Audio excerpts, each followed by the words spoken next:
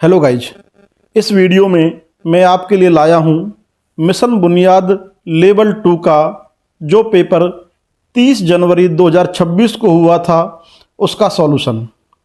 प्यारे बच्चों, इस बार मिशन बुनियाद के लेवल 2 में 10 क्वेश्चन सब्जेक्टिव आए थे और क्वेश्चन पेपर बच्चों को नहीं दिया गया था, इसीलिए यह पेपर बच्चों से पूछताछ के बाद जो प्रश्न मुझे प्राप्त हुए उनके आधार पर बनाया गया है।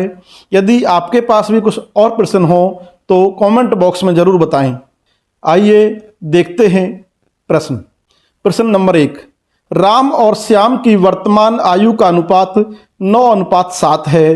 4 वर्ष के बाद उनकी आयु का अनुपात 11:9 हो जाता है, तो उनकी वर्तमान आयु ज्ञात कीजिए। तो सबसे पहले हमने माना राम की आयु 9x और श्याम की आयु 7x, क्योंकि उनका अनुपात 9:7 है। तो प्रश्न के अनुसार 9x में 4 वर्ष के बाद 4 जोड़ दिया और 7x में 4 वर्ष के बाद 4 जोड़ दिया, तो 9x जमा 4x अपॉन 7x जमा 4 इजिकल टू 11/9, क्योंकि उनका अनुपात 11:9 हो जाता है। तो इस प्रकार हमने इन दोनों को यहाँ पर जोड़कर लिख दिया है। तो क्रॉस मल्टीप्लाई करने पर 9x जमा 4 में 9 की गुना करेंगे तो 81x जमा 36 बराबर 7x जमा 4 में 11 की मल्टीप्लाई करेंगे 77x जमा 44। तो x को हम एक तरफ ले गए, 81x माइनस में 77x बराबर अंकों को दूसरी तरफ ले गए, 44 माइनस में 36। तो 81 माइनस में 77 बराबर 4x बराबर 8। तो x बराबर 8/4 बराबर 2 वर्ष। तो हमें x की वैल्यू 2 प्राप्त हो गई। तो राम की वर्तमान आयु है 9x, तो 9 गुना में 2 बराबर 18 वर्ष, और श्याम की वर्तमान आयु 7x यानी कि 7 गुना में 2 बराबर 14 वर्ष। तो इस प्रकार राम की आयु और श्याम की वर्तमान आयु हमें प्राप्त हो गई। प्रश्न नंबर 2। संलग्न चित्र में L और M पैरेलल रेखाएं हैं, समांतर रेखाएं हैं, तो X, Y और Z एंगल्स का मान ज्ञात करो। तो यहाँ पर 2 समांतर रेखाएं दी हुई हैं चित्र के अनुसार और 2 एंगल दिए हुए हैं। एंगल 1 मैंने मान लिया है उसको, और दूसरा जो दिया हुआ है उसको एंगल 2 माना है। तो एंगल 1 जो है वो 70 डिग्री है और एंगल 2 35 डिग्री है। तो कोण 1 बराबर 70 और कोण 2 बराबर 35 दिया हुआ है, अर्थात गिवन है। कोण 1 बराबर कोण 3, दोनों ही कोण जो कि आपस में वर्टिकल अपोजिट एंगल हैं, तो दोनों कोण 70 के बराबर बराबर होंगे। कोण 2 और कोण x दोनों ही अल्टरनेट एंगल हैं। तो इस प्रकार आप देख पा रहे हैं कोण 2 और कोण x ये दोनों अल्टरनेट एंगल हैं, तो एकांतर कोण हैं, इसीलिए ये दोनों कोण बराबर होंगे। तो कोण 2 और कोण x बराबर 35 डिग्री होगा। तो इस प्रकार हमें कोण x प्राप्त हो गया है। कोण 1 70 डिग्री और कोण z उसके करस्पॉन्डिंग एंगल हैं, संगत कोण हैं। तो एक रेखा, समांतर रेखाओं के बीच में जब कोई रेखा काटती है तो उसके जो करस्पॉन्डिंग एंगल हैं वो बराबर होते हैं। तो कोण 1 बराबर कोण z बराबर 70 डिग्री। तो इस प्रकार हमें कोण z भी प्राप्त हो गया है। कोण x प्लस में कोण y प्लस में कोण z बराबर, क्योंकि एक सीधी रेखा पर बने हुए कोण हैं तो तीनों का योग 180 डिग्री होगा। तो x की जगह पर हमने 35 डिग्री और z की जगह पर 70 डिग्री माप रख लिया।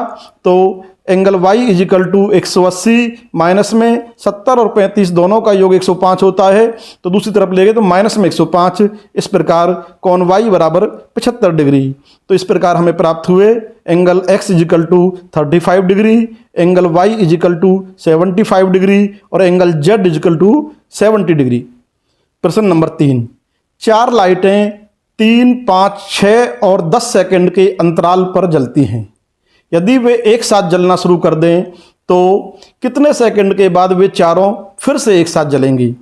तो एक साथ जलने में लगने वाला समय उनके अंतराल का, उनके समय के अंतर का लघुत्तम होगा, यानी एलसीएम होगा। तो 3, 5, 6 और 10 का हम एलसीएम निकालेंगे। तो सारी संख्याओं को पहले हम 2 से डिवाइड करेंगे। तो 3 जो संख्याएं 2 से डिवाइड होती हैं उनको डिवाइड किया जाएगा, जो नहीं होती है उनको सेम लिख दिया जाएगा। तो 2 से डिवाइड करने पर 3 को 3 ही लिखा जाएगा, 5 को 5 लिखा जाएगा, 6 को डिवाइड करने पर 3, 10 को डिवाइड करने पर 5। फिर हम 3 से डिवाइड करेंगे, 3 को डिवाइड करने पर 1, 5 को डिवाइड नहीं होता है 3 से, इसलिए 5। फिर 3 को 3 से डिवाइड करने पर 1 और 5 की जगह पर 5। फिर हम 5 से डिवाइड करेंगे तो सारी संख्याएं डिवाइड होकर 1 आ जाएंगी और एलसीएम होगा 2 गुना में 3 गुना में 5 बराबर 30। इस प्रकार 30 सेकंड के बाद सारी जो लाइटें हैं वो एक साथ पुनः जलेंगी। हर 30 सेकंड के बाद वो सभी लाइटें साथ में जलेंगी।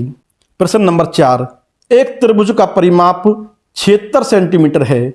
यदि त्रिभुज की तीनों भुजाओं का अनुपात 4:6:9 हो तो तीनों भुजाओं का माप ज्ञात कीजिए। तो यहाँ पर हम सबसे पहले माना त्रिभुज की भुजाएं 4x, 6x और 9x। परिमाप, त्रिभुज के परिमाप का जो फॉर्मूला है वो तीनों भुजाओं का योग होता है। तो इस प्रकार हम तीनों भुजाओं का योग यानी 4x जमा 6x जमा 9x बराबर परिमाप दिया हुआ है 76 सेंटीमीटर बराबर 76। 4 जमा 6 जमा 9 बराबर 19x बराबर 76, x बराबर 76/19 बराबर 4।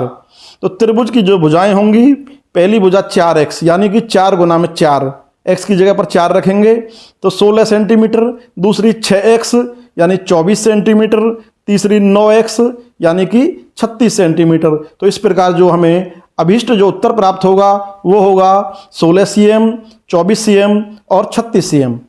प्रश्न नंबर 5, यदि एक व्यक्ति अपनी आय का 1/5 भाग दान में खर्च करता है और 40% अपने माता पिता को देता है, शेष राशि को बचत करता है। यदि उसकी बचत 2400 रुपये हो तो उसकी कुल आय ज्ञात करो।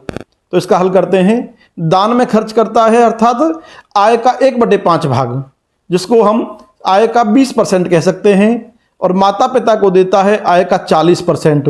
तो इस प्रकार वो कुल खर्च करता है, दोनों को जोड़ दिया हमने, 20% जमा 40% बराबर 60%।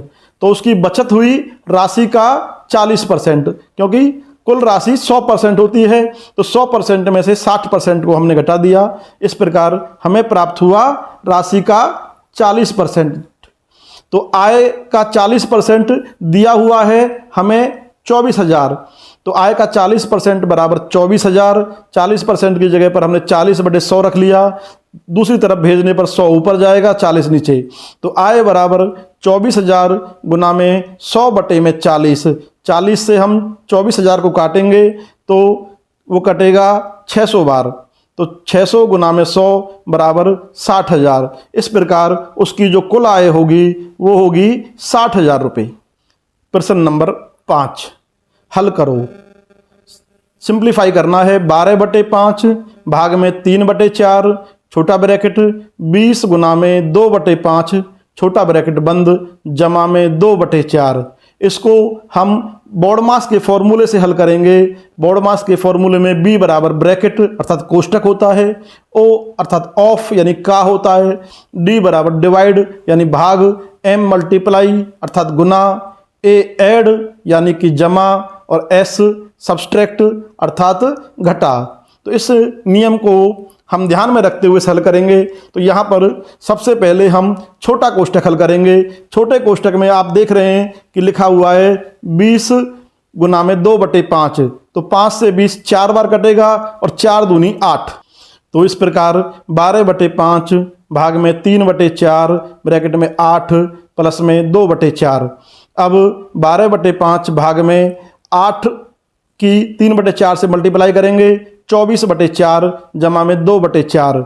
उसके बाद सबसे पहले अब डिवाइड को हल करेंगे। डिवाइड को खोलते समय मल्टीप्लाई करके संख्याओं को उल्टा कर देते हैं, अर्थात 24/4 की जगह पर गुना का निशान लगाकर 4/24 हो जाएगा। तो 12/5 गुना में 4/24 जमा 2/4। अब 12 से 24 2 बार कटेगा और 2 से 4 वो भी 2 बार कटेगा। तो 2/5 जमा 2/4। 5 और 4 का एलसीएम निकालेंगे जो आएगा 20। तो 5 से 20 को डिवाइड करने पर 4, 4 दूनी 8 जमा 4 से 20 को डिवाइड करने पर 5 और 5 की गुना 2 से करने पर 10। तो 8 जमा 10 बराबर 18 और बटे में नीचे 20। 2 से दोनों संख्याएं कट रही हैं, इसलिए इनको काटने पर आएगा 9 बटे 10। तो व्यंजक का जो अभिष्ट जो हल होगा वो होगा 9 बटे 10। प्रश्न नंबर 7, व्यंजक को हल करके x का मान ज्ञात करो। x प्लस में 3 माइनस में 2x जमा 3 की पावर 2 जमा ब्रैकेट में 4x माइनस 3 जमा 7 गुना 5 घटा 2 गुना 5 कोष्टक बंद बटे में 2 बराबर 2x। इसको भी हम बोर्डमास के फॉर्मूले से ही हल करेंगे। अभी जैसे आपको बताया कि सबसे पहले ब्रैकेट खोलेंगे, फिर का खोलेंगे, फिर डिवाइड भाग खोलेंगे, फिर मल्टीप्लाई करेंगे, फिर ऐड करेंगे, फिर सब्सट्रैक्ट करेंगे। तो छोटे ब्रैकेट में आप देख रहे हैं कि यहाँ पर जो दिया हुआ है सबसे पहले हम उसको हल करेंगे, और उसमें भी सबसे पहले डिवाइड उसमें है नहीं तो सबसे पहले मल्टीप्लाई हल करेंगे। तो 7 गुना 5 की जगह पर 35 और 2 गुना 5 की जगह पर 10। बाकी संख्याओं को हम इसी प्रकार लिखेंगे। x जमा 3 माइनस में 2x जमा में 3 की पावर 2 दिखी हुई थी तो 3 तिया 9 अर्थात 9 लिख दिया, जमा 4x माइनस में 3 जमा 7 पंजे 35 माइनस में 2 पंजे 10 बटे में 2 बराबर 2x। अब फिर देखेंगे कि प्लस के 35 हैं, माइनस के 3 और माइनस के 10 हैं अर्थात माइनस के 13 हैं। तो 35 में से 13 जाने पर 22 बचेगा। तो x जमा 3 माइनस में 2x जमा 9 जमा ब्रैकेट में 4x जमा 22 बटे 2 ब्रैकेट बंद बराबर 2x। अब 2 से 4x जमा 22 को हम डिवाइड करेंगे तो 2x जमा 11 आएगा। तो इस प्रकार छोटा ब्रैकेट खुल जाएगा। x जमा 3 घटा में 2x जमा 9 जमा 2x जमा 11 बराबर 2x। अब माइनस के 2x और प्लस के 2x आपस में कट जाएंगे तो हमारे पास बचेगा x जमा में 3 जमा 9 जमा 11, तीनों ही प्लस के हैं इसलिए तीनों को जोड़कर आएगा 23 बराबर 2x। अब x को एक तरफ रखेंगे, अंकों को दूसरी तरफ ले जाएंगे तो 2x माइनस में x बराबर 23। तो इस प्रकार x बराबर जो हमें प्राप्त होगा वो होगा x बराबर 23। यही इसका x का अभिष्ट वैल्यू होगी। उम्मीद है आपके प्रश्न अच्छी प्रकार से हुए होंगे, पेपर अच्छा हुआ होगा। इसके अलावा जो प्रश्न आपको और पता हो वो कमेंट बॉक्स में बताएं ताकि उनका हल भी मैं आपको भेज सकूं। धन्यवाद।